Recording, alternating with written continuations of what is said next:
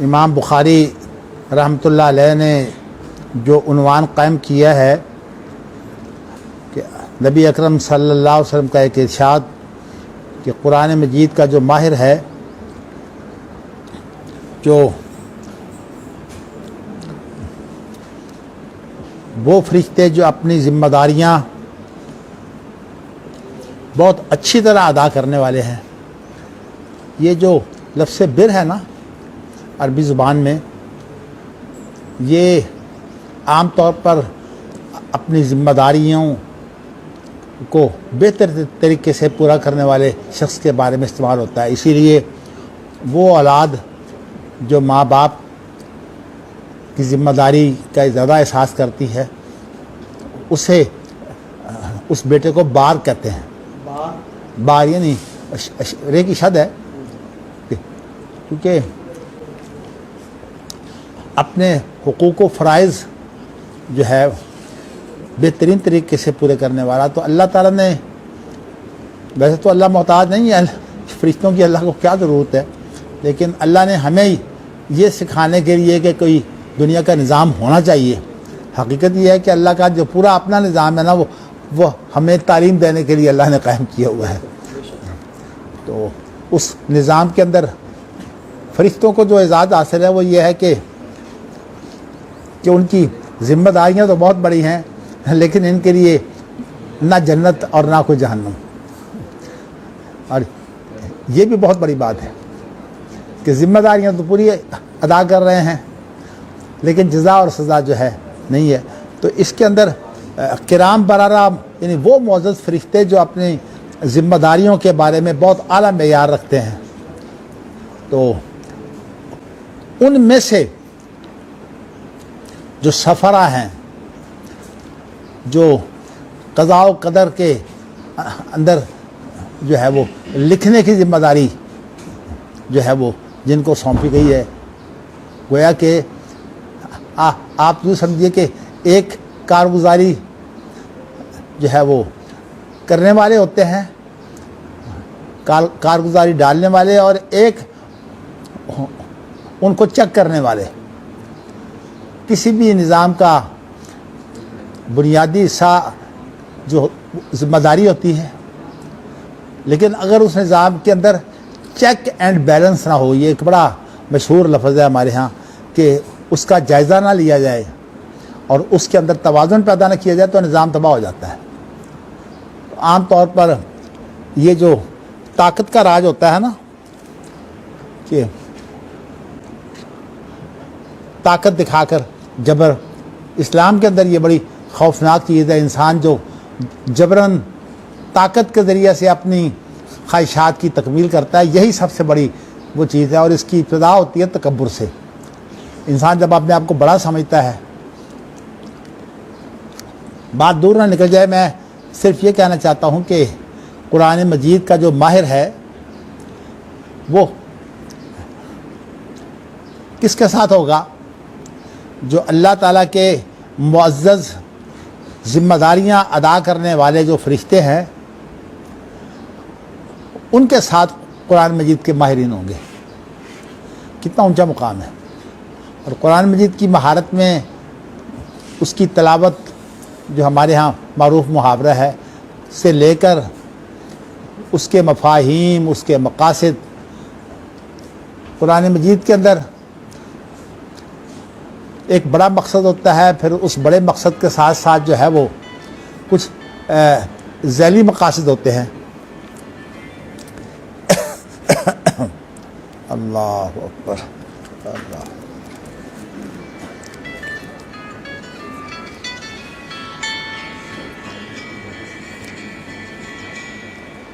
ہے.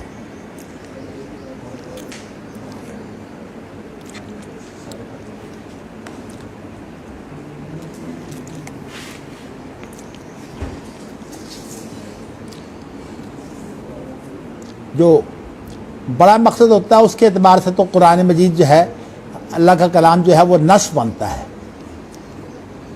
کیونکہ نص کے اندر جو اصل بڑا مقصد ہے نا وہ ملحوظ رکھا جاتا ہے. باقی اس کے جو دیگر فوائد ہوتے ہیں ان کو عام طور پر فرق یوں کر دیا جاتا ہے کہ اس بڑے مقصد کو جو ہے وہ مقصد جو ہے وہ کے لفظ سے بیان کیا جاتا ہے، اور باقیوں کو جو ہے وہ دیگر اغراض، یعنی اور جو انسان کی بعض جو ہے وہ توجہات ہوتی ہے کہ یہ کام بھی ہو جائے، یہ کام بھی ہو جائے، یہ کام بھی ہو جائے، ان کو اغراض جو ہے وہ کہا جاتا ہے عام طور پر۔ یعنی ایک غرض اور مقصد کا ایک یہ بھی فرق ہے۔ تو میں نے یہ بات جو ایک آپ کے سامنے بیان کی، یہ بس بڑا اہم نقطہ ہے، اگر اس کا فرق نہیں کریں گے نا تو بہت بڑی بڑی جو چیزیں ہیں نا وہ نظر انداز ہو جائے گی۔ کہ یہ دیکھنا چاہیے کہ اللہ تعالیٰ کی کلام کا جو ایک اصل مقصد کیا ہے، اصل مراد کیا ہے، اور اس کے بعد ضمنی فوائد تو ہزاروں لاکھوں ہو سکتے ہیں، ایک سے ایک بڑھ کر نقطہ۔ اس لیے جو لوگ ایک بات کو لینے کے بعد باقی سب کی تردید شروع کر دیتے ہیں، یہ میرے خیال میں ان کی زیادتی ہوتی ہے۔ اصل میں انسانی بڑی کمزوری یہ ہے کہ جب انسان کو اللہ تعالیٰ کو سمجھ دیتے ہیں نا تو انسان اپنے بارے میں سمجھتا ہے کہ یہ اب مجھے ہی پتہ ہے اور تمام میرے سامنے ہیچ ہیں۔ یہ انسانی کمزوری ہے۔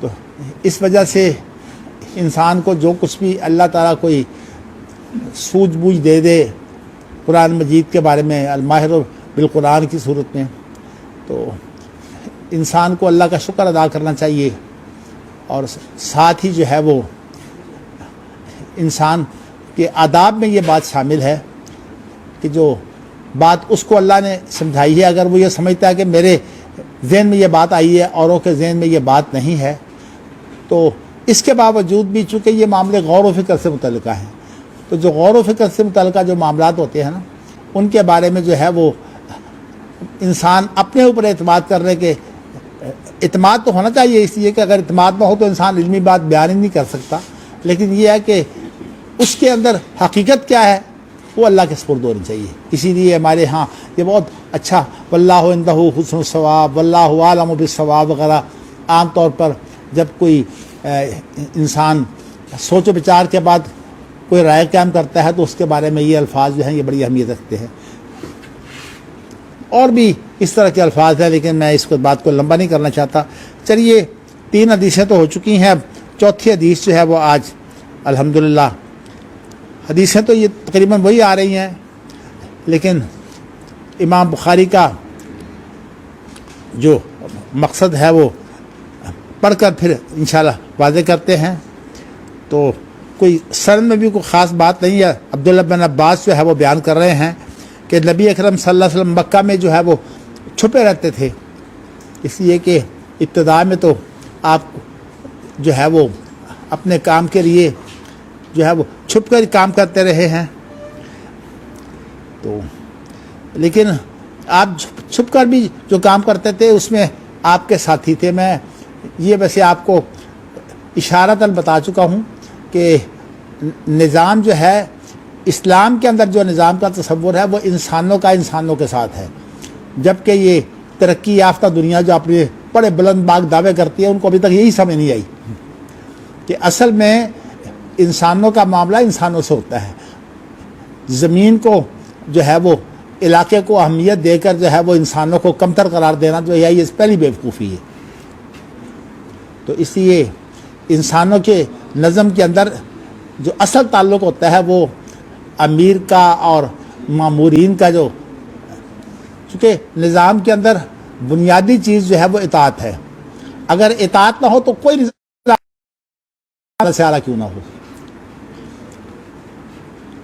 تو اس لیے وہ لوگ بڑے بے سمجھ ہوتے ہیں جو کسی کی اطاعت تو نہ کرتے ہوں لیکن دوسرے سے کہیں نظام بنائیں نظام بنائیں، تو حالانکہ جس کے اندر جہاں اطاعت نہ ہو وہاں کوئی نظم ہی نہیں ہے۔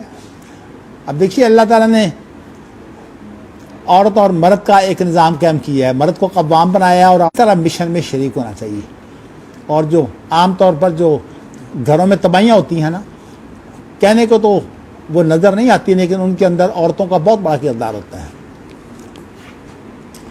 چلیے میں بتانا یہ چاہتا ہوں کہ نبی اکرم صلی اللہ علیہ وسلم مکہ میں چھپ کر زندگی گزارتے تھے، اور جب وہ اپنی آواز بلند کرتے تو مشرک سنتے تو قرآن مجید کو بھی برا بھلا کہتے، اور جو لانے والے ہیں یعنی من جا بہی سے دو مراد ہو سکتے ہیں، ایک تو لانے والے جبرائیل ہیں جو نبی اکرم صلی اللہ علیہ وسلم کو لے کے آتے ہیں، کیونکہ خاص طور پر یہود جو ہیں وہ جبرائیل کے بڑے دشمن ہیں، اس اعتبار سے یہاں جبرائیل بھی ہو سکتا ہے، اور نبی اکرم صلی اللہ علیہ وسلم اس اعتبار سے ہو سکتے ہیں کہ جبرائیل تو ایک درمیانی واسطہ ہے جو دوسروں کو نظر نہیں آتے عام طور پر، ہاں جب کہ وہ انسانی شکل میں آئیں اور کوئی ان کو دیکھے تو اور بات ہے، تو لیکن پھر لانے والے تو پھر اللہ کے بعد محمد صلی اللہ علیہ وسلم ہی رہ جاتے ہیں، تو اس لیے من جا بہی سے مراد جو ہے وہ نبی اکرم صلی اللہ علیہ وسلم کو لیا جائے تو زیادہ بہتر ہے۔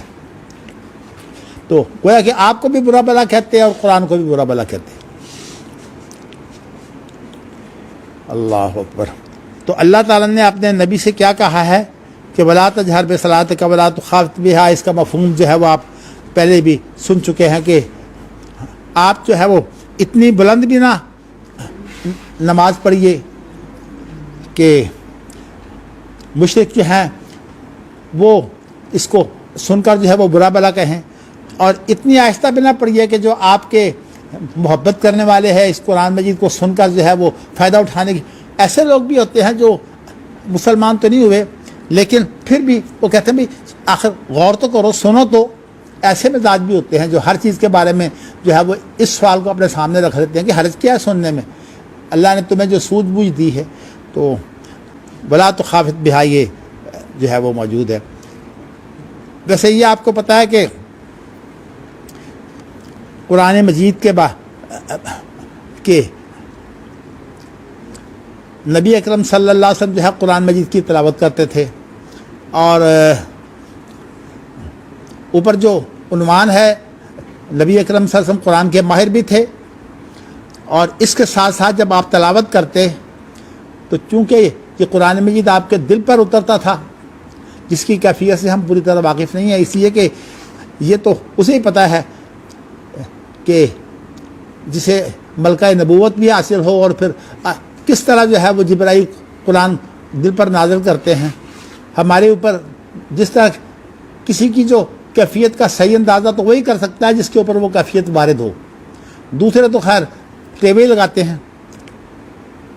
تو نبی اکرم صلی اللہ علیہ وسلم کے دونوں کام، ایک تو قرآن مجید کا جو ہے وہ آپ کا پڑھنا، قرآن مجید کی مہارت، اور اسی طرح آپ کا اچھی بات سے پڑھنا۔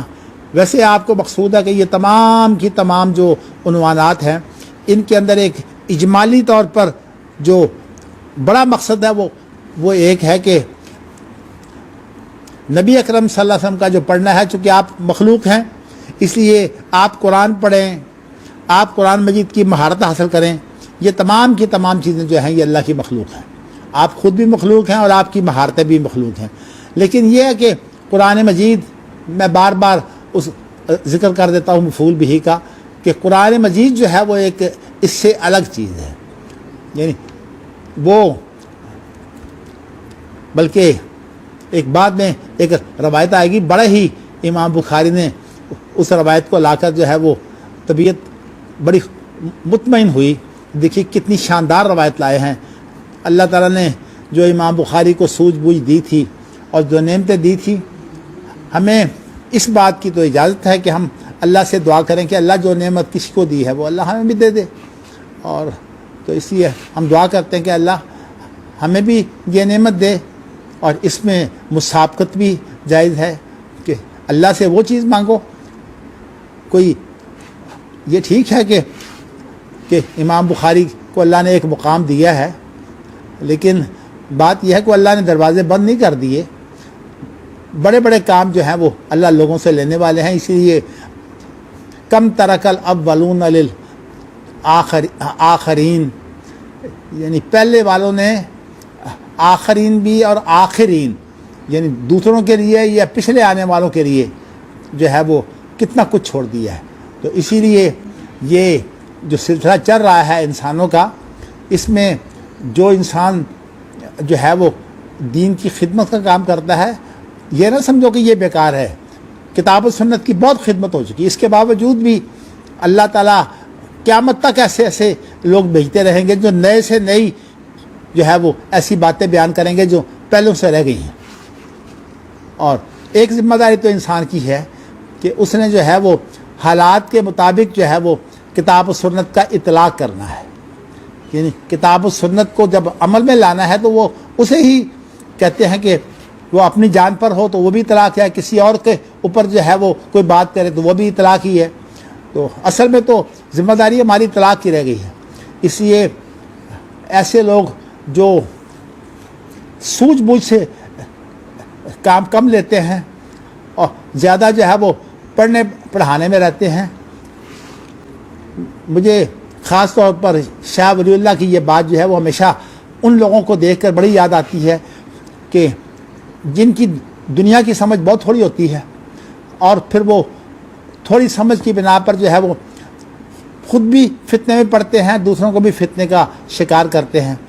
اور اسی لیے شاہ ولی اللہ کی یہ جو بات ہے نا کہ انہوں نے جب تقسیم کی ہے تو فقہائے محدثین کو جو ہے وہ انہوں نے لفظ بولا ہے، اس لیے کہ حدیث کا پڑھنا پڑھانا بھی بڑی ایک خیر کی بات ہے.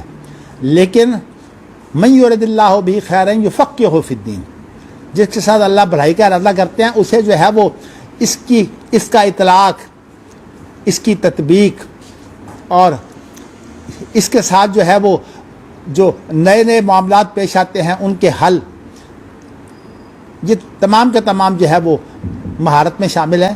یہ وہ فقاہت ہے، میں اس وقت وہ جو ہمارے ہاں معروف فقہی اصطلاح ہے میں اس معنی میں استعمال نہیں کر رہا. قرآن مجید کے اندر لِتَفَقَّهُ فِي الدِّین بھی انہی لوگوں کے لیے استعمال ہوا ہے اور حدیث کے اندر بھی وہی ہے. تو اسی لیے انہوں نے کہا فقہائے محدثین، اس لیے کہ عام طور پر جن کا دنیا سے تعلق کم ہوتا ہے نا اور وہ ایک چیز کے اندر اتنے مگن ہو جاتے ہیں، عام طور پر دنیا سے تعلق کم ہونے کی وجہ سے وہ لوگ بہت کم فائدہ مند ہوتے ہیں. تو میرا بالکل ابتدا میں ہی یہ اللہ نے رجحان بنایا تھا کہ دنیا کو سمجھ کر جو ہے کتاب و سنت کا جو ہے وہ استعمال ہونا چاہیے. تو میں تو علم نافع سمجھتا ہی اسی کو ہوں، اور الحمدللہ میری جو آج تک دعا ہے بڑی پسندیدہ، اللہم انی اعوذ بک من علم لا ینفع ومن قلب لا یخشع، ایک روایت میں ہے ومن نفس لا تشبع ومن عین لا تدمع ومن دعاء لا یستجاب لہا. یہ میری بڑی ہی پسندیدہ دعا ہے. میں نافع علم سمجھتا اسے ہوں. میں خدا نہ کرے میں کسی کی توہین نہیں کرنا چاہتا، لیکن یہ جو ہم نے دنیا چھوڑ کر بالکل ہی جو راہ اختیار کی ہوئی ہے نا، صرف سمجھتے ہیں کہ قرآن حدیث پڑھ لیا سب کچھ آ گیا، یہ ویسے اس کے اندر بہت بڑا نقصان یہ ہے کہ دنیا کا اگر پتہ نہ ہو تو انسان دنیا کی صحیح رہنمائی کر نہیں سکتا. اس لیے کہ دین کا مقصد دنیا کو سنوارنا ہے. بے عقل ہونا دین کا مقصد نہیں ہے، بلکہ عقل کا جتنا بھی استعمال ہے وہ فرق تو صرف اتنا ہے نا کہ ایک انسان کی عقل ہے، تو انسان کی عقل جو ہے یہ کبھی بھی معیاری نہیں ہوتی. تو اس لیے جو اللہ رب العالمین کی ہدایت ہے نا وہی کا ایک معیار ہے، لیکن اس وہی کو سمجھنے کے لیے عقل کا جتنا بھی استعمال ہے اس میں خیر ہی خیر ہے. تو اسی لیے وَإِذَا ذُكِّرُوا بِآيَاتِ رَبِّهِمْ لَمْ يَخِرُّوا عَلَيْهَا صُمًّا وَعُمْيَانًا، یہ مومنوں کا وصف بیان کیا ہے. تو اس لیے مجھے چونکہ ان لوگوں سے بہت واسطہ پڑتا ہے تو میں بعض دفعہ جو ہے وہ بہت دکھی ہو جاتا ہوں ان لوگوں سے جن کو دنیا کا پتہ نہیں ہوتا، اور پھر یہ ہے کہ نہ پتہ ہونے کی بنا پر جو ہے وہ لوگ ان کی عزت کرتے ہیں اور وہ دوسروں کو بھی فتنے میں ڈالتے ہیں اور خود بھی فتنے کا شکار ہوتے ہیں. تو اللہ تعالیٰ ہمیں پناہ دے، ہمیں خود بھی بچا کے رکھے اور ایسے لوگوں کے فتنوں سے بھی اللہ ہمیں پناہ دے جو اپنی بیوقوفی کی وجہ سے جو ہے وہ دین کا نام لے کر لوگوں کو گمراہ کرتے ہیں. اچھا جی، اب آگے चलते हैं। हदसना इस्माइल हदसनी मालिक अन अब्दुर्रहमान इब्न अब्दुल्लाह इब्न अबी सासाता अन अबीहि अन्नहु अखबरहु अन्ना अब्बास सय्यद अल खुदरिया रज़ियल्लाहु अन्हु क़ाल लहू इन्नी अराका तुहिब्बुल गनमा वल बादियता फ़इज़ा कुन्ता फ़ी गनमिका व बादियतिका फ़अज़्ज़नता लिस्सलाति फ़रफ़अ सौतक बिन्निदाइ फ़इन्नहु ला यस्मअु मदा सौतिल मुअज़्ज़िनि जिन्नुन वला इंसुन वला शैउन इल्ला शहिद लहू यौमल क़ियामा। क़ाल अबू सईद समिअतहु मिन रसूलिल्लाहि सल्लल्लाहु अलैहि वसल्लम। अल्लाहु अकबर, अल्लाहु अकबर, अल्लाहु अकबर। सनद आसान है। अब्दुर्रहमान बिन अबी सासा जो हैं वो अपने वालिद अबू सासा से बयान करते हैं और उन्होंने अबू सईद खुदरी से जो है वो ये बात सुनी है। और अबू सईद खुदरी ये बयान कर रहे थे कि ये अबू सईद खुदरी का कौल है कि अबू सईद खुदरी ने कहा कि मैं तुझे देखता हूँ कि तू बकरियों को और ये जो आम तौर पर सहराई इलाके होते हैं ना, बकरियाँ जो है वो अल्लाह ताला ने इनको ऐसी महारत दी है कि तो पहाड़ों के ऊपर किस तरह चढ़ जाती हैं, इसलिए कहीं ना कहीं इनको जो है वो रिज़्क़ मिल ही जाता है, तो ये भी तलाश कर लेती हैं। तो इसलिए अरब के लोग जो बदू थे वो बादिया की तरफ ही निस्बत है। तो मैं पसंद करता हूँ कि तू जो बकरियाँ और सहराई इलाकों को पसंद करता है, तो जब तू अपने बकरियों में होता है या अपने सहरा में होता है तो तेरा काम यह है कि तू अजान दे, और नमाज पढ़ने से पहले तू अकेला है तो फिर भी अजान दे दे, इसलिए कि तेरी आवाज़ जो है जितनी ऊंची होगी, जहाँ जहाँ तक ये आवाज़ पहुँचेगी वहाँ तक तमाम के तमाम जिन्नात सुनने वाले, इंसान सुनने वाले, और कोई चीज़ जो है अल्लाह ताला ने ये इस्तेदाद जो है वो हमें तो समझ नहीं आती, लेकिन अल्लाह ताला ने और भी बहुत सी इस्तेदादें जो है वो दी हुई हैं। कम से कम जानदार चीज़ें तो जो है वो सुनती ही हैं। तो क़यामत के दिन ये तमाम के तमाम जो हैं वो इंसान के लिए गवाह बनेंगे। तो ये मसला अबू सईद खुदरी ने जो है जब बयान किया, तो चूँकि अब ये बात उनकी थी, इसलिए अबू सईद खुदरी ने बाद में वज़ाहत कर दी कि समिअतहु मिन रसूलिल्लाह, कि मैंने ये बात नबी अकरम सल्लल्लाहु अलैहि वसल्लम से सुनी है, क्योंकि इमाम बुखारी की शर्त पूरी हो गई कि ये रवायत जो है ये अब मुस्नद हो गई है, वरना ये पहले मौकूफ़ थी। चलिए ज़रा आगे चलते हैं। अगली रवायत जो है, साफ सी बात है, मुझे ये रवायत बहुत ही ज़्यादा इमाम बुखारी का इस्तिदलाल पसंद आया। वैसे तो मंसूर अपनी माँ से रवायत करते हैं और उनकी माँ जो है वो हज़रत आयशा से रवायत करती हैं। तो हज़रत आयशा क्या बयान करती हैं कि नबी अकरम सल्लल्लाहु अलैहि वसल्लम जो है वो कुरान पढ़ते थे, और जब आप कुरान पढ़ते थे तो हालत ये होती थी कि आपका सर जो है ये मेरी गोद में होता और मैं उस वक़्त जो है वो हैज़ की हालत में होती। बड़ा अजीब इस्तिदलाल है। इस्तिदलाल ये है कि नबी अकरम सल्लल्लाहु अलैहि वसल्लम जब कुरान पढ़ते थे तो वो तो आपकी क़िरात होती ना, आप ख़ुद मखलूक हैं, आपकी क़िरात भी मखलूक है, लेकिन जिस कुरान को पढ़ते वो तो मखलूक नहीं थी। तो नबी अकरम सल्लल्लाहु अलैहि वसल्लम की क़िरात जो है वो तो चलिए हाइज़ा वो उनकी तरफ निस्बत है, खुद हाइज़ा तो नहीं पढ़ रही, इसलिए आप क़िरात करते हैं, लेकिन जिस कुरान को पढ़ रहे हैं वो आयशा की गोद में नहीं होता था। इससे क्या फ़र्क वाज़े हुआ है कि कुरान का पढ़ना जो है वो और चीज़ है और ख़ुद कुरान जो है वो और चीज़ है। ये नुक्ता जो है वो अब माशाल्लाह जो है वो आपको भी नींद आनी शुरू हो जाएगी। ज़रा नुक्ता गौर कीजिए कि अगर पढ़ना और कुरान एक ही चीज़ हो, जिस कुरान को पढ़ा जा रहा है वो मफ़ूल भी है ना, اس کو پڑھا جا رہا ہے، اگر وہ اور پڑھنا ایک ہی چیز ہو تو اس کا مطلب ہے کہ قرآن مجید جو ہے وہ حائضہ عورت کے گود میں ہو سکتا ہے؟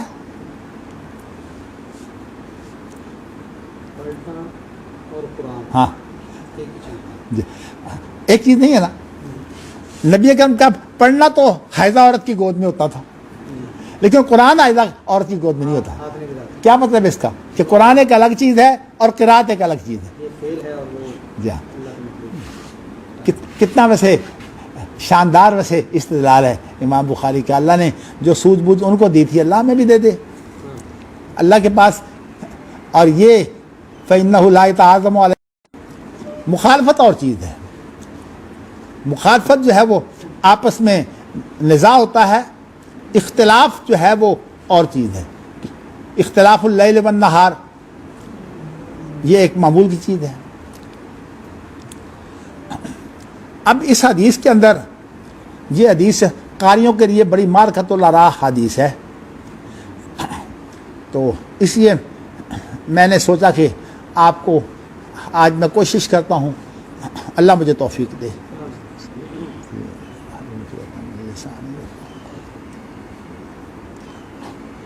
حضرت عمر رضی اللہ تعالیٰ عنہ یہ کہتے ہیں کہ میں نے ہشام بن حکیم کو یہ سنا کہ وہ سورۃ فرقان کو جو ہے وہ اللہ کے رسول کی زندگی میں ہی تلاوت کر رہے تھے.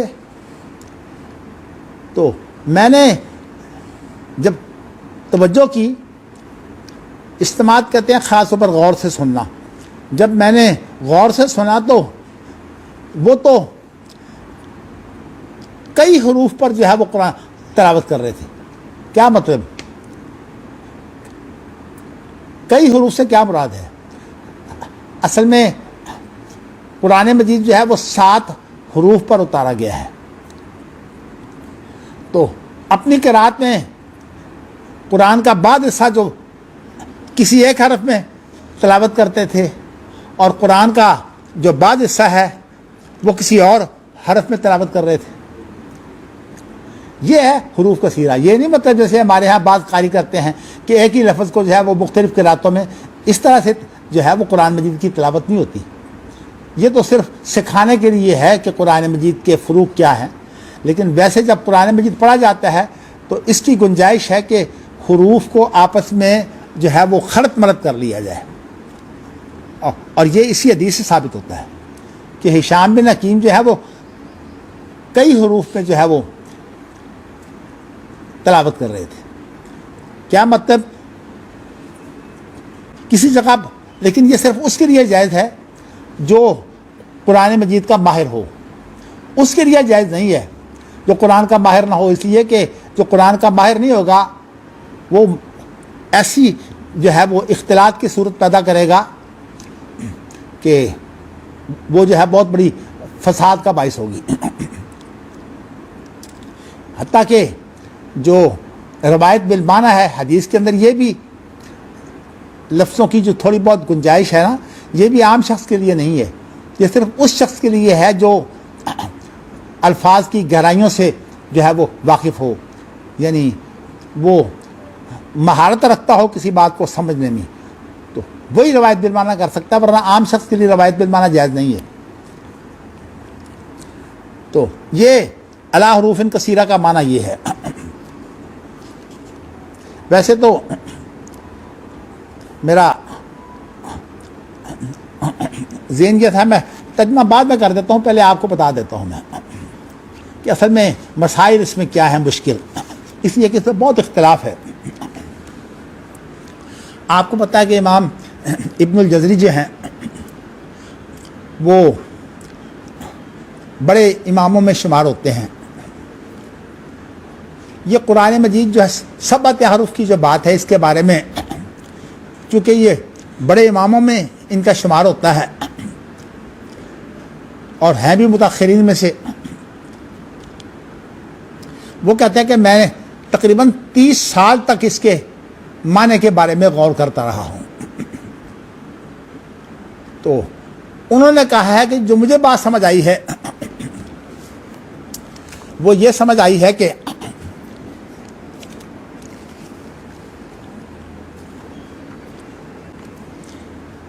کہ اس سے مراد جو ہے وہ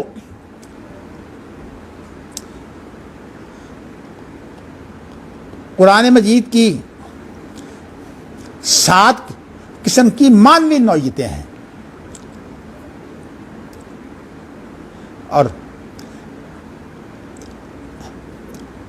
قرآن مجید کی مانوی نوعیتوں کی مثال جو ہے وہ کیا ہے؟ ایک تو یہ ہے کہ کسی جگہ قرآن مجید میں حکم ہوتا ہے، کسی جگہ ممانعت ہوتی ہے، کسی جگہ جو ہے وہ اللہ اچھے وعدے دیتے ہیں، کسی جگہ پر اللہ دھمکیاں جو ہے وہ ان کی بات کرتے ہیں۔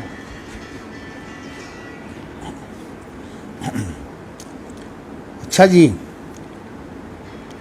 تو اسی طرح کہیں جو ہے وہ اباحت ہوتی ہے، کہیں جو ہے وہ ہدایت ہوتی ہے، کہیں جو ہے وہ عبرت، کسی کو جو ہے وہ خاص طور پر مراد سمجھانے کے لیے یا عبرت دلانے کے لیے جو ہے یہ اس طرح کی یہ معنی مراد ہے ساتھ۔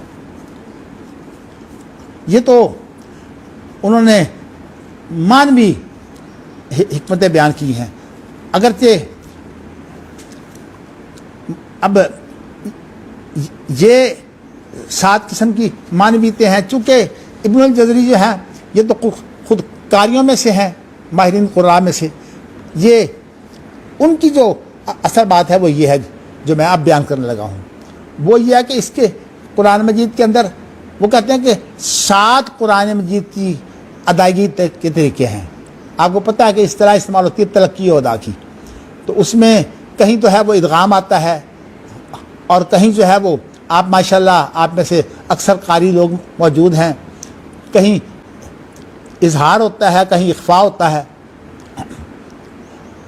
میرا خیال میں آپ سارے جانتے ہیں نا جی، اظہار میں جو ہے وہ کوئی ایسی صورت بالکل نہیں پیدا ہونی چاہیے کہ اس کے اندر کسی دوسرے شخص دوسرے کلمے کے ساتھ جو ہے وہ اظہار میں بات واضح ہونی چاہیے، اس لیے من راک تو یہ اظہار ہے۔ تو اس طرح جو ہے وہ ادغام ہے یا غیر ادغام ہے، اظہار ہے یا اخفاء ہے۔ اسی طرح کہیں قرآن مجید میں لفظ کو پر کیا جاتا ہے، جیسے کہ اللہ جب زبر اور پیش کے بعد جب اللہ کا لفظ آتا ہے تو ویسے اللہ کا لفظ تو ویسے بھی پر کیا جاتا ہے، لیکن اگر زیر کے بعد آئے پھر نہیں پر ہوتا، تو اس کو آپ تفخیم کہتے ہیں، تفخیم و ترقیق۔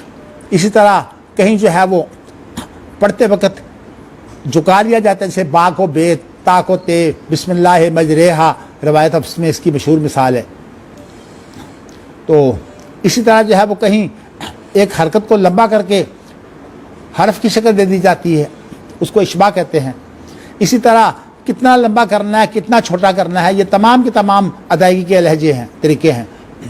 کہیں جو ہے وہ زور دے کر لفظ کو پڑھا جاتا ہے، اور کہیں جو ہے وہ اخفار یعنی تخفیف ہوتی ہے، تشدید و تخفیف کی اس طرح ہیں۔ اسی طرح کسی کو نرم پڑھا جاتا ہے، اور کسی کو جو ہے وہ حق جو ہے وہ کس طرح جو ہے وہ کاف کو جو ہے وہ قلقلے کے ساتھ نمایاں کیا جاتا ہے۔ اس طرح کی جو چیزیں ہیں یہ 7 مراد ہیں۔ لیکن بات یہ ہے کہ یہ دونوں چیزیں اس لیے صحیح نہیں ہیں کہ نبی اکرم صلی اللہ علیہ وسلم جو ہے وہ ان لوگوں میں شامل نہیں ہیں۔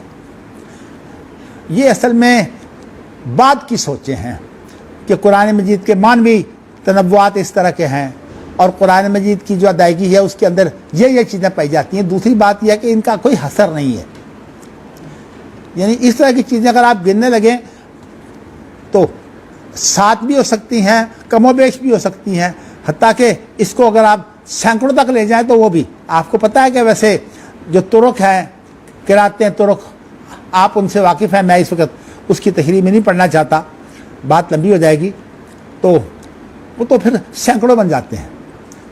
80 تو جو ہے وہ آپ کے طرق معروف ہے نا، اشرا کبرا اور اشرا صغرا۔ لیکن یہ ہے کہ یہ تمام کی تمام چیزیں جو ہیں یہ اصل میں نبی اکرم صلی اللہ علیہ وسلم جو ہے وہ اس طرح کے پڑے ہوئے نہیں تھے۔ کہ آپ اس طرح جو ہے وہ ان چیزوں کو بیان کریں. یہ اصطلاحات تمام کی تمام بات کی ہیں. تو نبی اکرم صلی اللہ علیہ وسلم کی نہ تو تنوع معنی مراد ہے اور نہ ہی نبی اکرم صلی اللہ علیہ وسلم کا اس کی ادائیگی کے طریقوں میں جو تنوع ہے وہ مراد ہے. اور اس کے لیے جو بہترین بات یعنی اگرچہ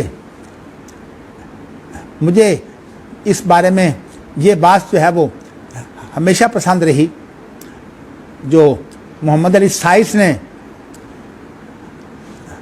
جو ہے وہ محمد علی سائس جو ہے یہ استاد ہیں مصر کے. اگرچہ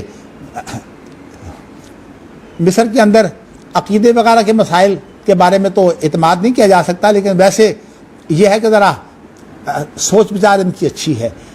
انہوں نے بھی جو ہے وہ اس کو ترجیح دی ہے جو بات میں آگے بیان کرنے لگا ہوں. لیکن اس کے بارے میں جو سب سے اہم چیز ہے وہ یہ ہے کہ لغت کے بڑے بڑے امام ہیں جن کا یہ قول ہے, خاص طور پر ابو عبید جن کے اوپر امام بخاری جو ہے وہ فخر کرتے ہیں. ابو عبید قاسم بن سلام جو ہیں یہ امام بخاری کے استاد ہیں. ہاں, اور امام بخاری ان کا حوالہ دیتے ہیں اکثر لغت میں. ایک ابو عبید ہیں, ایک ابو عبیدہ ہیں. مجاز القرآن جو ہے وہ ابو عبیدہ کی ہے, وہ ابو عبید کی نہیں ہے. ویسے اب تو لوگوں نے کام کیا ہے, میرے پاس جو چونکہ میرا اصول فقہ کا ذوق رہا ہے اس لیے میں نے کوشش کر کے یہ کتاب جو ہے کہیں خریدی تھی.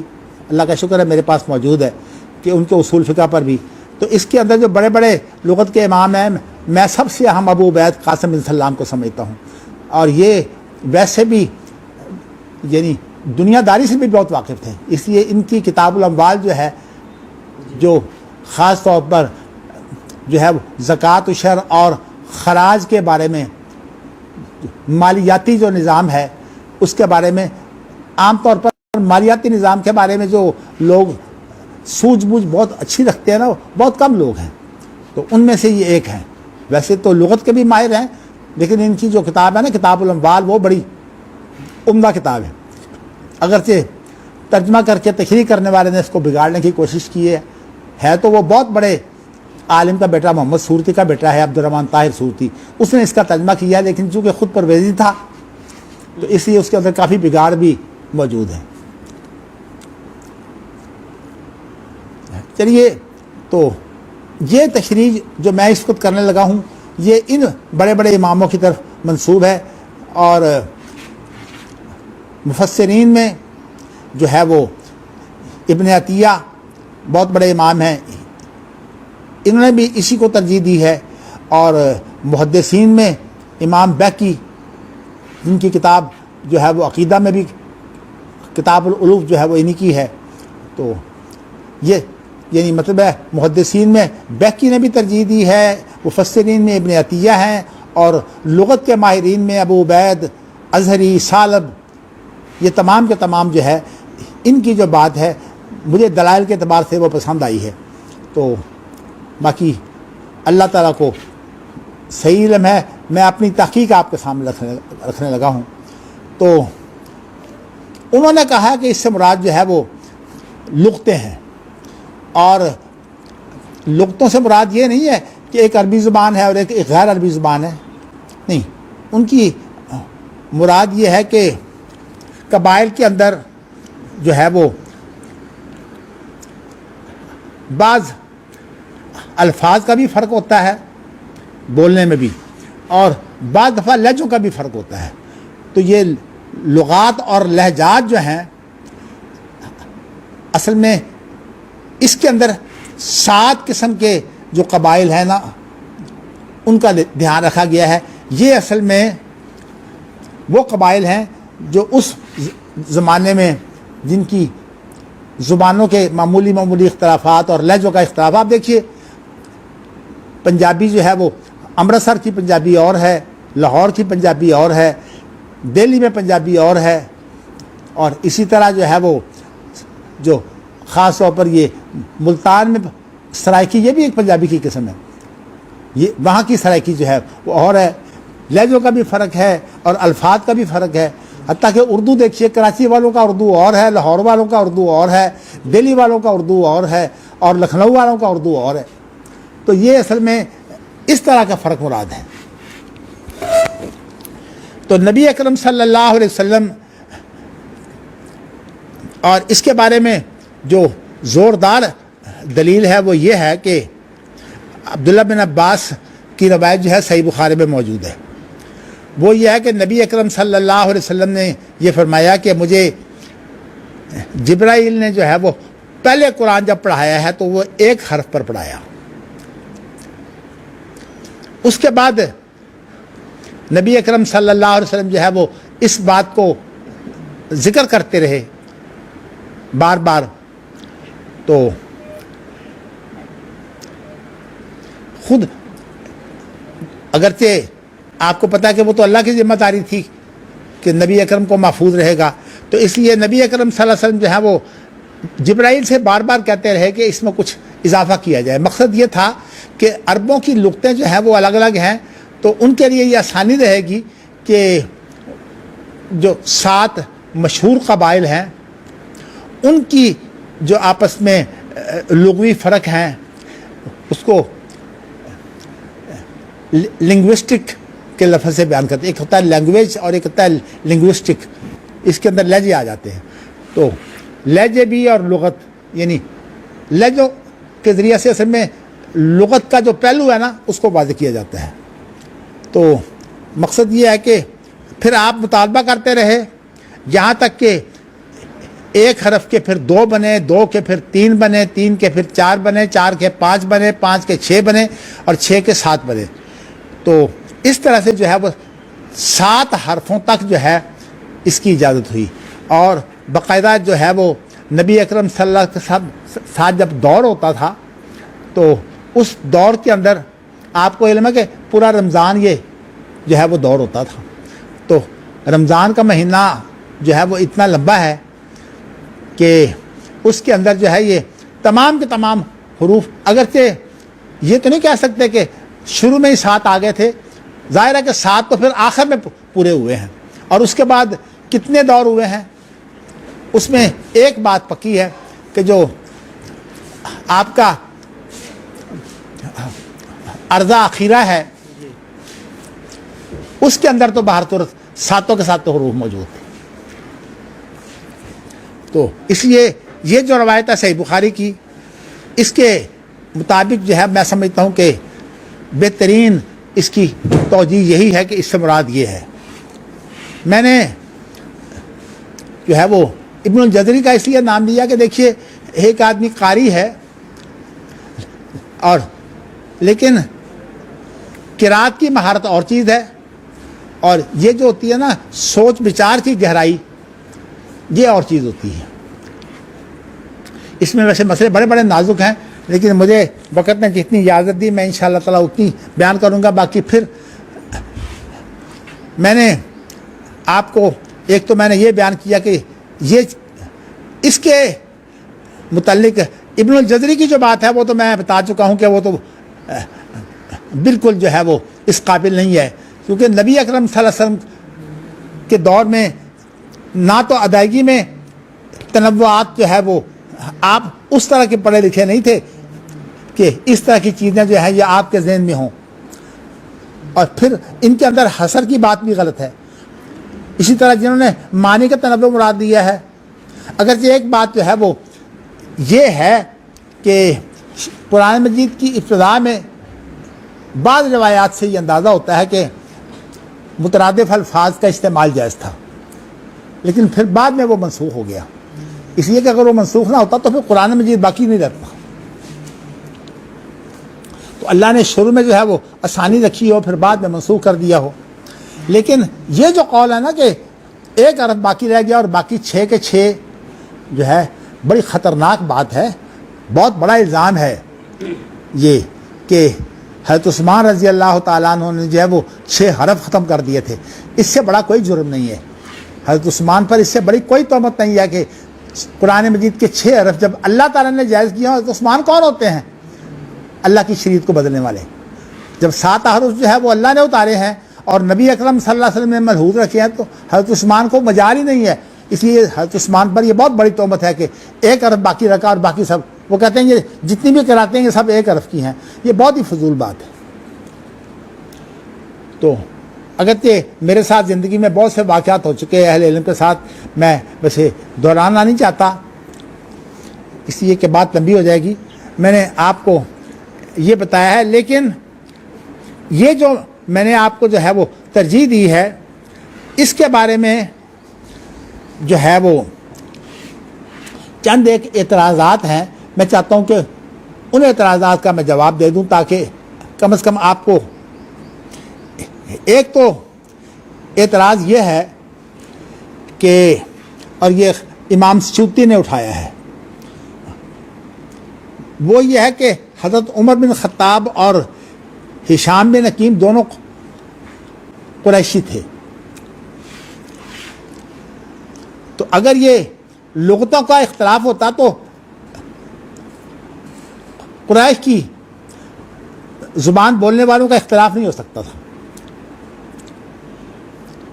اس کا ویسے جواب یہ ہے کہ دراصل نبی اکرم صلی اللہ علیہ وسلم نے کوئی الگ الگ کر کے تو قبائل کو بلا کر جو ہے وہ نہیں سکھایا کہ فلاں قبیلے کو بلاؤ, اب اس انداز سے تم پڑھو, فلاں قبیلے کو بلاؤ اس انداز سے تم پڑھو. یہ تو آپ نے کام ہی نہیں کیا. آپ جب قرآن مجید کی تلاوت میں حروف کا بیان کرتے تو اس وقت تو آپ کے پاس ایک بہت بڑا اکٹھ ہوتا. تو اس کے لیے جو سیکھنے والے ہیں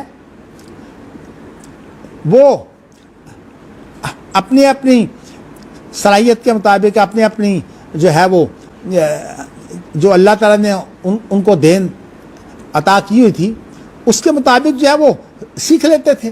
اور چونکہ نبی اکرم صلی اللہ علیہ وسلم نے یہ اجازت عام دی ہوئی تھی سبت حرف کی, تو اس لیے اگر کوئی آدمی جو ہے وہ عام اجازت سے فائدہ اٹھاتے ہوئے, میں نے وہ تو آپ بتا دیا کہ یہ ضروری ہے کہ وہ قرآن مجید کو جو ہے وہ کم از کم جو ہے وہ جب مختلف حروف میں پڑھتا ہے تو ایسا نہ ہو کہ مختلف حروف اس کو قرآن مجید کی مہارت ہی موجود نہ ہو. مہارت سے مراد یہ ہے کہ مانوی, خاص طور پر قرآن مجید اس کے بے شمار مانوی فوائد ہیں. میں اس وقت اس پر گفتگو نہیں کرنا چاہتا. اللہ کا شکر ہے کہ ہمارے ہاں کلیت القرآن کے اندر جو لوگ کام کر رہے ہیں وہ اس پر کام کر رہے ہیں. مجھے خوشی ہے کہ وہ اس پر کام کر رہے ہیں, لیکن میری جو ذمہ داری ہے وہ صرف اتنی ہے کہ میں جو سوجھ بوجھ کی چیزیں ہیں وہ بتاتا رہوں. تو اس کے بارے میں یہ جو جواب ہے, ایسے میں اس لیے کہ یہ جواب بھی محمد علی سائس نے ہی جو ہے وہ سیوطی کا دیا ہے اور یہ اچھا جواب ہے. تو اچھا ایک بات جو ہے وہ اور اس کے اوپر اعتراض پڑتا ہے, وہ اعتراض یہ پڑتا ہے کہ حضرت عثمان رضی اللہ تعالیٰ عنہ کی روایت جو ہے صحیح بخاری میں موجود ہے کہ جب انہوں نے زید بن ثابت کو اور ان کے ساتھیوں کی ایک کمیٹی بنا دی تھی کہ قرآن مجید کو وہ لکھیں مصحف کی صورت میں. آپ کو پتہ ہے قرآن مجید اللہ کے رسول کے زمانہ میں جمع تھا صرف تلاوت کے اعتبار سے, اور باقی یہ ہے کہ اس طرح بھی جمع تھا ٹھکریوں پر, چھالوں پر, چیتھڑوں پر, وہ ڈھیر کی صورت میں موجود تھا.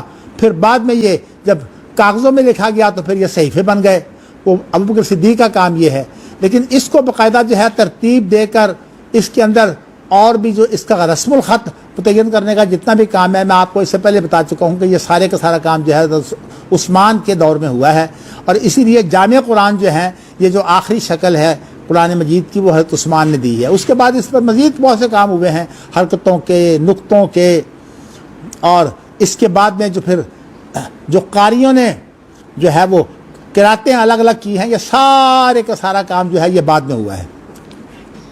اس کے بارے میں انشاءاللہ کوشش کروں گا کہ اس بات کو بھی واضح کروں گا قاریوں کی قراتوں کی کیا صورتحال ہے. لیکن میں پہلے اس سوال کا جواب دینا چاہتا ہوں کہ حضرت عثمان رضی اللہ تعالیٰ عنہ کا یہ کی ہدایت یہ تھی کہ اگر تمہارے درمیان میں کوئی اختلاف ہو جائے قرآن کے بارے میں، تو فَاكْتُبُوهُ بِلُغَاتِ قریش، اس کو جو ہے وہ قریش کی لغت میں لکھنا۔ اب یہاں لفظ دو ہیں، لغت تو بولی جاتی ہے اور کتابت جو ہے یہ رسم الخط ہے۔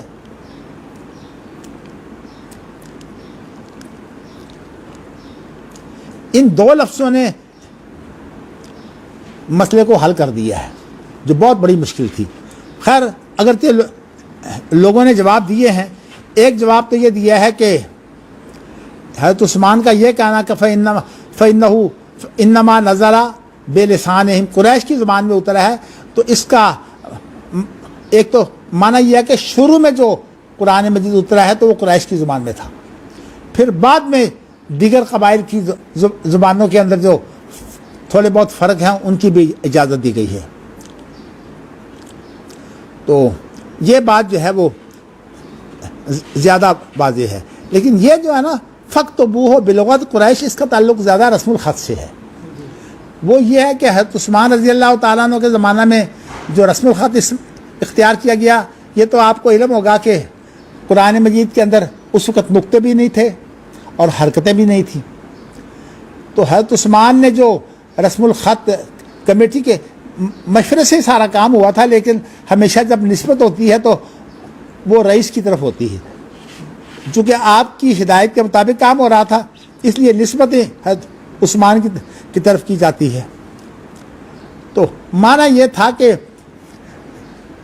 ایک اصل چیز ہے اور ایک اس کے تابع ہے۔ قرآن مجید کو جو ہے یہ جو مختلف طرح سے قرآن مجید کی جو تلاوت ہوتی ہے، اس کے اندر لکھتے وقت ایک اصل ہے اور ایک اس کے تابع ہے۔ میں اس کی مثال آپ کو یہ دیتا ہوں، روایت حفص کی مثال ہی موجود ہے کہ آپ دیکھیے بسطتن، اور یہاں جو ہے وہ سواد بھی ہے اور بسطتن سین بھی ہے، تو یہ دونوں موجود ہیں۔ ہم المسیطرون، ہم المسیطرون، سواد، اس طرح اور بھی بہت ہیں، لست علیہم بمسیطر، لست علیہ، یہ ساری جو ہیں اصل کس کو بنایا جائے، ان کی مراد یہ کہ اصل بناؤ قریش کو، اور کسی اور کو اگر آپ اشارتاً کوئی کام کرنا چاہتے ہیں تو یہ جو اس وقت سواد کے اوپر سین پڑی ہوتی ہے یا سین کے اوپر سواد پڑی ہوتی ہے، یہ اصل میں یہ وہی چیز ہے کہ اصل جو ہے وہ قریش کا جو اس کو اصل قرار دو لکھائی میں، اور جو باقیوں کو تابع کر دو، یہ اصل میں مقصود ہے۔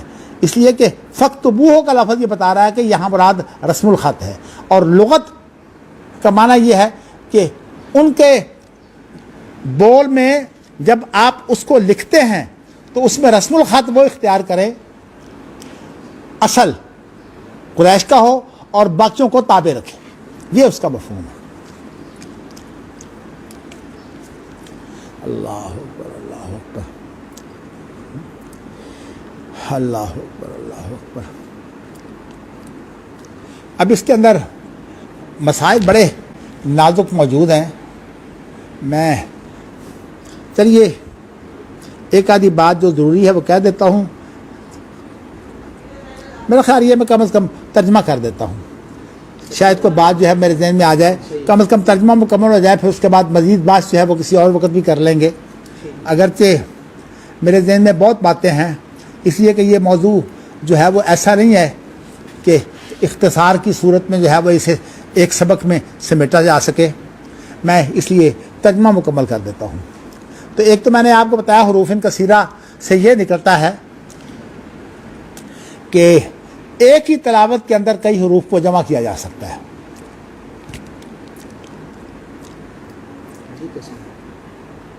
ہشام بن حکیم کیا کر رہے تھے؟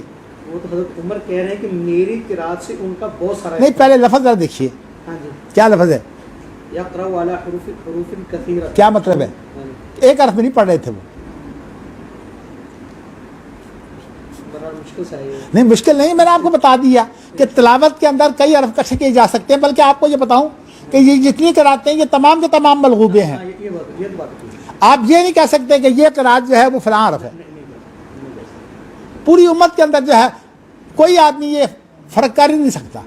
बिल्कुल ये बात है। तो फिर बात खत्म हो गई। आपने मलगूबे तैयार किए हुए हैं, तो इसकी बड़ी दलील ये है, ये जो हिशाम है उनकी तलावत ही दलील है इस बात की कि आप कई हरफों को जो है वो इकट्ठे कर सकते हैं।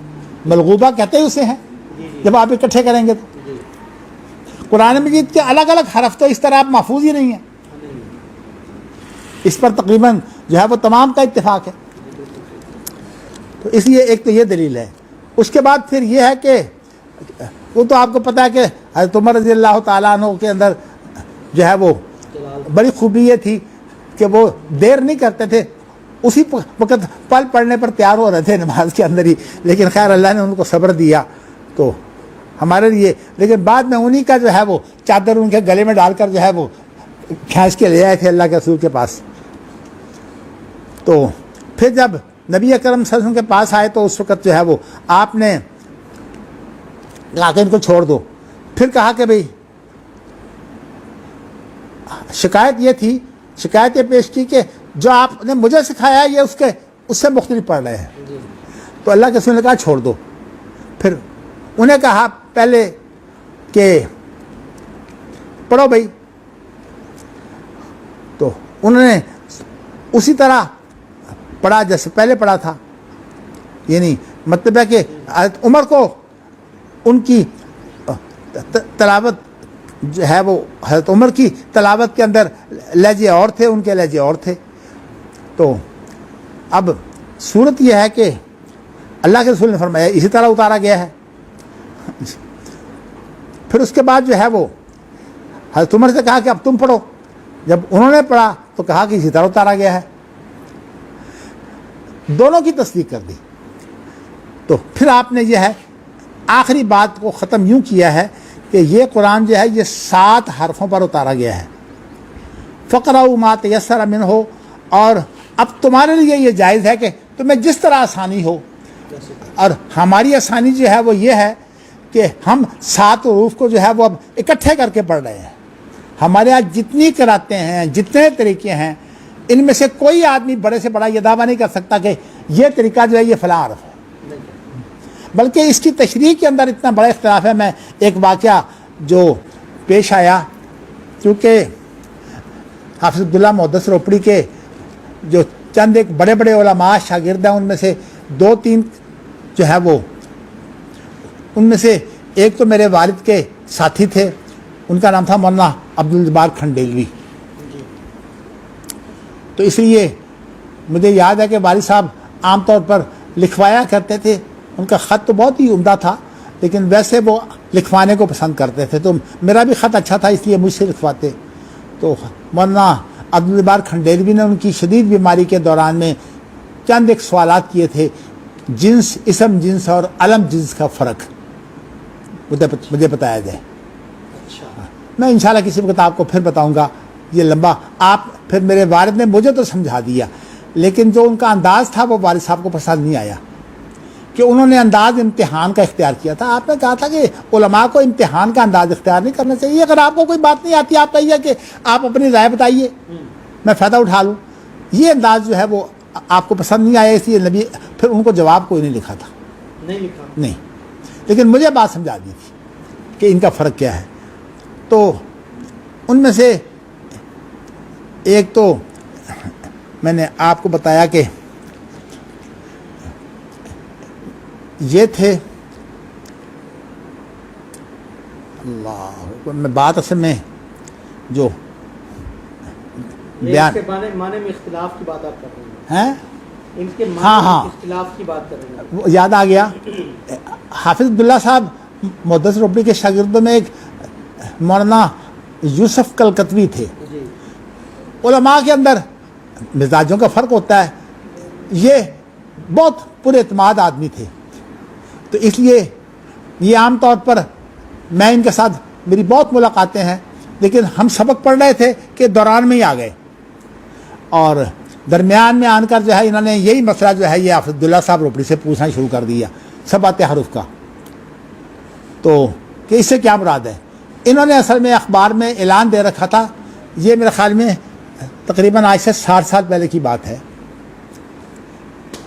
جب یہ واقعہ ہوا ہے، تو عام طور پر ان کا مزاج یہ تھا، کہتے تھے کہ جس طرح یہ دنیا کے اندر عہدیدار جو ہوتے ہیں نا وہ آپس میں کہ میں بڑا عہدے پر ہوں اور یہ کم عہدے پر ہے، تو وہ کہا کرتے تھے مولوی بھی سب برابر نہیں ہوتے، تو اپنے آپ کو وہ بہت ہی ایک میں لفظ فن خواں بولتا ہوں، فن خواں مولوی کہتے تھے، اس لیے انہوں نے اپنے ساتھ علامہ کا لفظ بھی استعمال کرتے تھے اور اپنے ادارے کا نام رکھا بحر العلوم سعودیہ، بحر العلوم، اور میں نے ان کے درسوں میں شرکت بھی کی ہے جب وہ پڑھاتے تھے۔ میں کراچی میں عام طور پر جب جاتے تو ان کا کاروبار بھی تھا، ویسے کاروباری تھے، تیل کا کام کرتے تھے، تو یہ ہے کہ انہوں نے زبیدی ہیں جی یوسف زبیدی، نہیں یہ اور ہیں، اچھا یہ علامہ یوسف کلکتوی ہیں، ان کا ایک بڑا مشہور واقعہ ہے، ان کو جن اٹھا کے لے گئے تھے،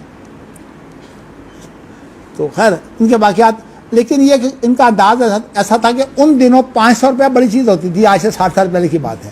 انہوں نے اعلان کیا ہوا تھا یہ سبات حروف کی جو تفسیر مجھے تشریح صحیح بتائے گا اس کو میں 500 روپیہ انعام دوں گا۔ اچھا بڑے لوگوں نے کوشش کی، بات لمبی ہو جائے گی، لیکن یہ حافظ عبداللہ صاحب کی موجودگی میں بھی حافظ صاحب نے خیر کچھ باتیں کی، لیکن چونکہ ظاہر ہے کہ اس درس میں تمام باتیں واضح نہیں ہو سکتی تھیں، تو لیکن میں نے آپ کو بتایا کہ یہ واقعہ جو ہے یہ ہمارے درس کے دوران میں جو ہے یہ واقعہ ہوا تھا، تو اتنی اہم چیز ہے۔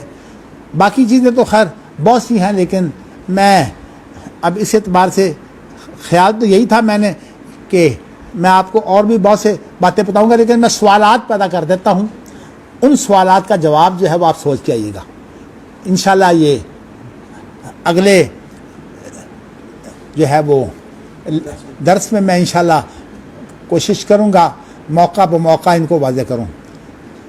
بہت بڑے سوالات میں سے ایک سوال یہ ہے کہ سب سے پہلے جس نے قرآن مجید کے مختلف لہجوں کو اکٹھا کرنے کی کوشش کی ہے اس کا نام ہے ابن مجاہد، اور ابن مجاہد کی وفات جو ہے یہ 324 کی ہے، اور ان کی پیدائش جو ہے وہ 245 کی ہے، یعنی آپ یوں سمجھیے کہ امام بخاری کی وفات کے وقت یہ 11 سال کے تھے، لیکن ان کی وفات جو ہے وہ ظاہر ہے امام بخاری کی وفات 256 کی ہے۔ بتانا میں یہ چاہتا ہوں کہ بہت بڑا سوال یہ پیدا ہوتا ہے کہ ابن مجاہد نے جو کوشش کی ہے انہوں نے اصل میں 7 قسم کے لہجوں کو اکٹھے کرنے کی کوشش کی ہے، اس لیے بڑا مغالطہ لوگوں کو پیدا یہ ہوتا ہے کہ شاید وہ سبات حروف ہیں، یہ بالکل غلط ہے، سبات حروف نہیں ہے وہ، انہوں نے 7 قسم کے لہجے جو ہیں وہ ان کو اکٹھا کرنے کے لیے بڑی محنت کی ابن مجاہد جو ہیں۔ تو میں بتانا ہی چاہتا ہوں کہ ظاہر ہے کہ اس دور میں یہ رسائل یہ جو مواصلات کا طریقہ وہ بہت کم تھا، اس لیے چیزیں اتنی جلدی پھیلتے نہیں تھیں۔ بڑا سوال یہ پیدا ہوتا ہے کہ امام بخاری نے جو اپنی کتاب کے اندر مختلف بڑے بڑے اماموں کی قراتوں کا ذکر کیا ہے وہ ان قراتوں سے الگ ہیں، جو قراتیں جو ہیں یہ بعد میں بنی ہیں۔ یہ جو قراتیں اب ہمارے ہاں ہیں کہ عشرہ صغریٰ، عشرہ کبریٰ، اور پھر اس کے علاوہ جو ہے وہ اس پر مزید اضافے ہو رہے ہیں، مراکش نے جو ہے وہ 10 عشرہ صغیر و عشرہ کبیر، جی اس پر 10 اور طریقوں کا اضافہ کر دیا ہے، اور بھی اس پر بڑا کام ہو رہا ہے، اور یہ سینکڑوں کی تعداد میں یہ جو تبدیلیاں جو ہیں وہ آ جاتی ہیں۔ اس میں اصل سوال یہ پیدا ہوتا ہے کہ امام بخاری جن بڑے بڑے اماموں کا حوالہ دے کر جو ہے بات کرتے ہیں کہ سفیان کہتے ہیں کہ یہ میری قرات ہے، اعمش کسی اور کے بارے میں کہہ دیں گے کہ وہ کہتا ہے کہ یہ میری قرات ہے، ہم اس قرات کو پڑھتے ہیں، تو ان قراتوں کی کیا حیثیت ہے؟ اس کا جواب آپ کو میں نے سوال اس لیے پیدا کر دیا کہ آپ نے یہ جواب مجھ سے پوچھنا ہے، میں انشاءاللہ آپ کو یہ بتاؤں گا۔ ایک تو یہ بڑا اہم سوال ہے، اور اس میں پھر ساتھ ہی وہ سوال پیدا ہو جاتا ہے کہ یہ جو اس وقت کراتے ہیں ان کی پابندی جو ہے وہ شرعی طور پر کتنی ہے. دوسرا سوال.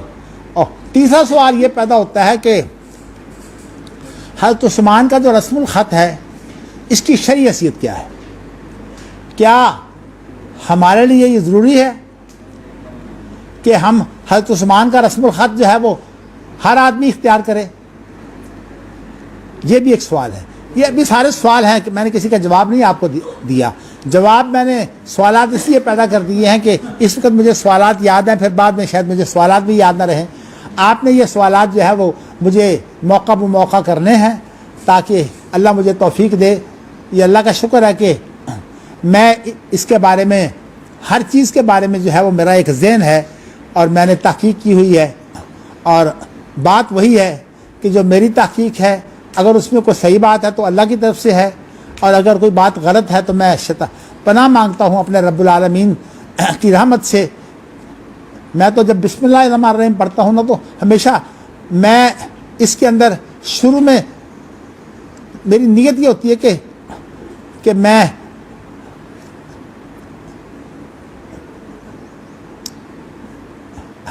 اللہ سے جو ہے وہ توفیق مانگتا ہوں. بسم اللہ الرحمن الرحیم، اے اللہ مجھے توفیق دے. بلکہ اس وقت کچھ اور بات بھی ہے، میں چھوڑ دیتا ہوں، بات لمبی ہو جائے گی، پھر کس وقت بتاؤں گا. تو کہنے کا مقصد یہ ہے کہ میری جو اپنی تحقیق ہے میں انشاءاللہ تعالیٰ بیان کر دوں گا. یہ سارے سوالات جو ہیں یہ میرے سامنے ہیں.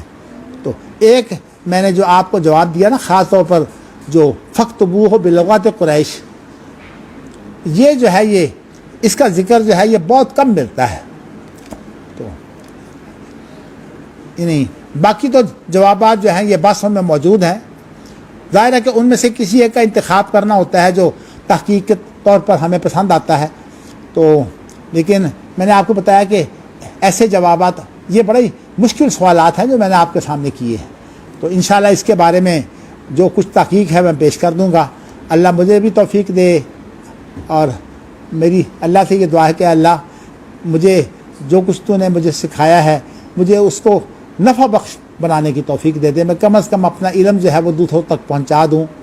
باقی مجھے توفیق دے کہ میں تجھ سے یہ توفیق مانگتا ہوں کہ تو میرا رہنما بن جا. اور ہاں، میں ہمیشہ بسم اللہ الرحمن الرحیم سے پہلے استغیثوں کا جو کلمہ ہے نا وہ ذہن میں رکھتا ہوں کہ اللہ میری فریاد یہ ہے، اس لیے کہ رحمان اور رحیم کا مفہوم تو واضح ہے. میری فریاد یہ ہے کہ تو رحمان بھی ہے اور رحیم بھی ہے. میں تو اسے فریاد کرتا ہوں. میں نے ہمیشہ یہ مفہوم جو ہے وہ اپنے ذہن میں رکھا ہوتا ہے. میں سمجھتا ہوں کہ یہ کلمہ بہت ہی اس لیے اچھا ہے کہ اللہ سے فریاد ہی کی جا سکتی ہے. چلیے جی، وآخر دعوانا الحمدللہ رب العالمین. شکریہ جی. اللہ